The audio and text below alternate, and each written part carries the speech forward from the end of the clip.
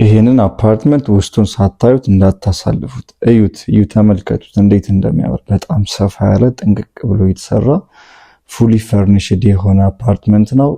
መግዛት የምትፈልጉ ሰዎች ዲጂታል ካርታ የተዘጋጀለት ጥንቅቅ ብሎ ያለቀ ኦልሬዲ ቤተሰብ ብቻ ይዛችሁ የምትገቡበት አፓርትመንት ነው። እንዴት እንደሚያምር ተመልከቱት።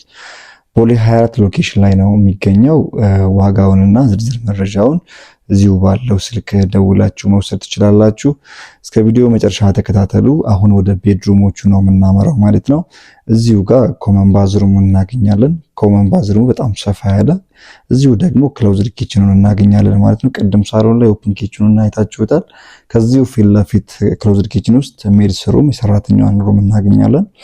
ከዚሁ ቀጥ ብሎ አንደኛውን ቤድሩም እናገኛለን። ይሄ በጣም ሰፋ ያለው ማስተር ቤድሩም አይደለም፣ ራሱን የቻለ አንደኛው የልጆች ቤድሩም ነው ማለት ነው። ይሄ የራሱ የሆነ ባዝሩም አለው።